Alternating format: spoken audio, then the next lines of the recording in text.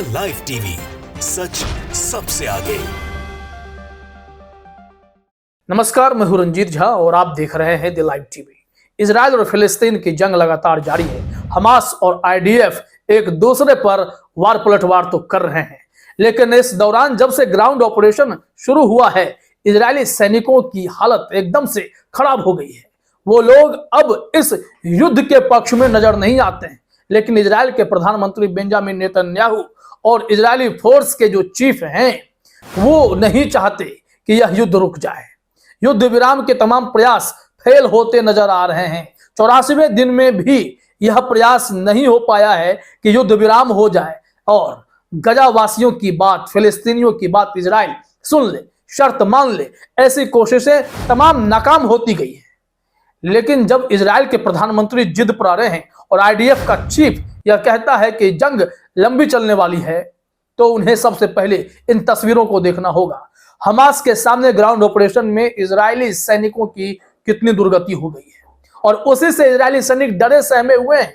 देखिए जरा अपने स्क्रीन पर यह तस्वीर पहले, फिर हम बताते हैं कि यह तस्वीर क्यों हुई है। दरअसल ये वो सैनिक हैं जो गजा में हमास से लड़ने के लिए चले गए थे और इनकी हालत एकदम खराब हो गई है।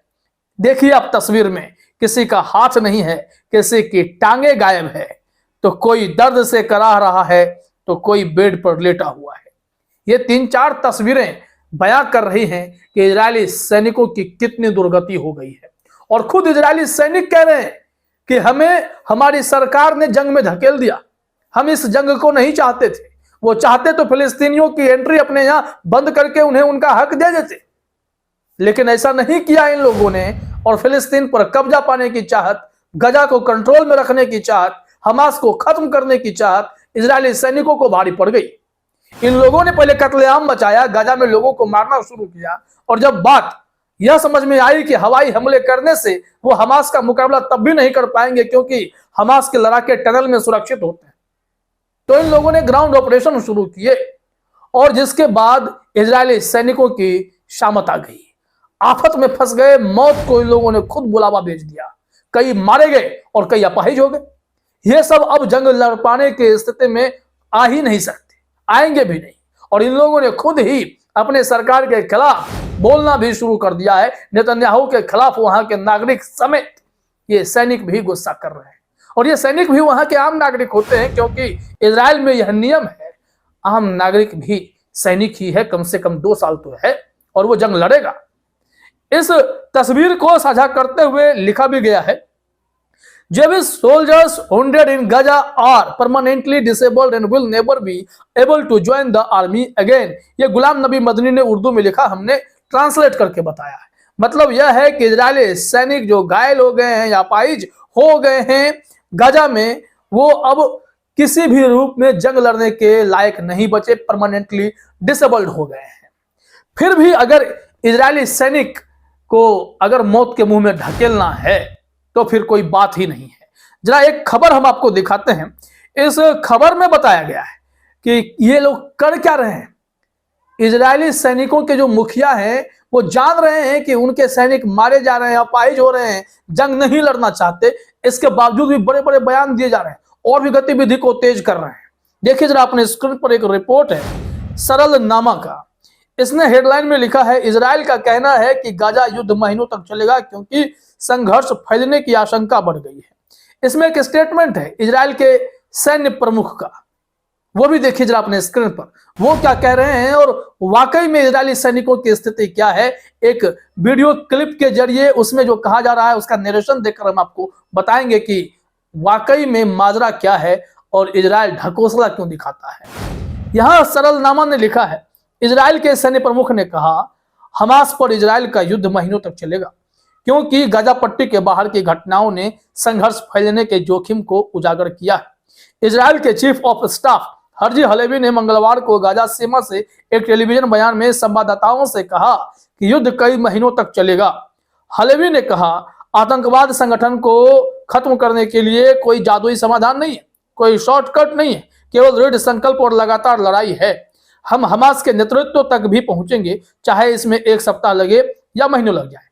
इन्होंने खुद कबूल लिया है कि हमास तक नहीं पहुंच पा रहे हैं, हमास से ये जंग लड़ भी नहीं सकते।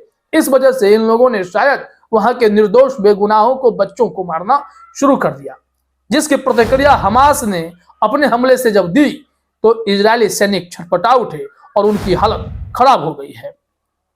यहां हम आपको दिखाते हैं कि इन लोगों का कहना है कि क्रिसमस के आसपास से इजरायलियों ने अपनी गतिविधियां और बढ़ाई हैं, लेकिन जितनी गतिविधियां बढ़ाई हैं उसमें इजरायली सैनिक अपाहिज हो रहे हैं। यह भी खबर सबसे ज्यादा इंपॉर्टेंट है, उसे भी जगह मिलनी चाहिए, वो हम आपको बताते हैं। लेकिन पहले ये इंफॉर्मेशन देख लीजिए।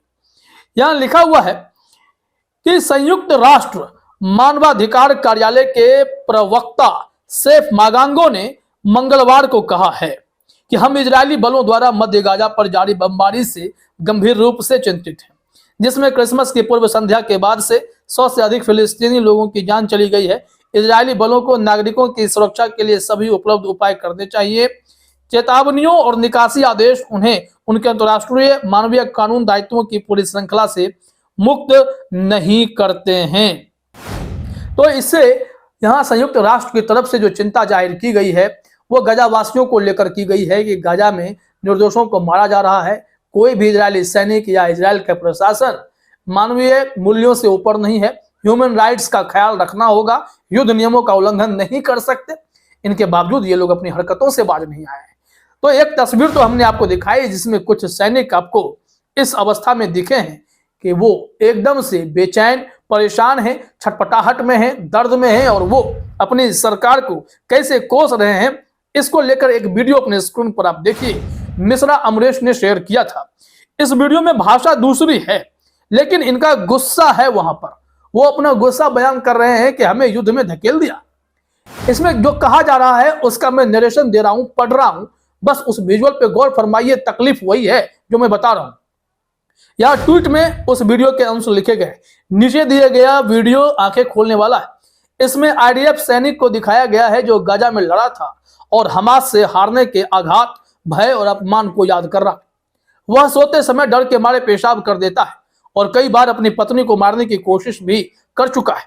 उसे अपने सिर के ऊपर से आरपीजी गोले उड़ने के बारे में, बुलडोजर में फंसे होने के बारे में, फिलिस्तीनी प्रतिरोध द्वारा मारे गए इजरायली लाशों की दुर्गंध महसूस करने के बारे में, घायलों सैनिकों के अवशेष इकट्ठा करने के बारे में बुरे सपने आते हैं। वह इजरायली अधिकारियों से पूछता है, आप विकलांगता के बारे में बात करते हैं, हम यहाँ विकलांग हैं। दर्जनों सैनिकों को लावारिस छोड़ दिया गया, मुझे लावारिस दिया गया, गाजा में मृतकों को लावारिस छोड़ दिया गया। हमारे खून की जिम्मेदारी आप में से प्रत्येक पर आती है। मैं सस्ती शराब का आदी हो गया हूं। मेरा कर्ज 8 लाख शेकेल से अधिक है। मैं बैंकों में बंधा हुआ हूं। हमें उस कचरे से बाहर निकालो जिसमें तुमने हमें डाला है। इससे साबित होता है कि नेतन्याहू के लिए सब कुछ खत्म हो गया है। आईडीएफ अब रही नहीं, उसके सैनिक अपने को अभिशप्त मानते हैं क्योंकि उनकी हालत जिस कदर खराब हुई है। जिस तरीके से वो वीडियो में अपना दर्द बयां कर रहे हैं उसका हमने आपको अंश जो सुनाए, जो बयान, इस बयान से मालूम पड़ता है कि अभी और भी इजरायली सैनिक हैं जो अपाहिज पड़े हुए हैं, लावारिस पड़े हुए हैं, या तो मारे जा रहे हैं या तो अधमरी हालत में गाजा में ही कहीं पड़े हुए। तो इजराइल को तो नुकसान तो बहुत भारी संख्या में हो गया है, लेकिन इनके चीफ और प्रधानमंत्री नेतन्याहू ये दोनों जिद पर आ रहे हैं कि नहीं, जंग तो हम लड़ते रहेंगे, हमास का खात्मा करके रहेंगे, जबकि वो हमास का कुछ कर नहीं पा रहे। जब भी संख्या आती है तो गाजा में आम नागरिकों की आती है क्योंकि सघन आबादी वाला क्षेत्र, छोटे से जगह में ज्यादा संख्या में लोग हैं और उनकी हालत इस कदर खराब हो रही है। लिहाजा हमास ने इजरायलियों को अपाहिज कर दिया है। इजरायली सैनिक अब जंग लड़ने की स्थिति में नहीं है। फिलहाल इस वीडियो में इतना ही। आप सभी का हमसे जुड़ने के लिए बहुत बहुत धन्यवाद।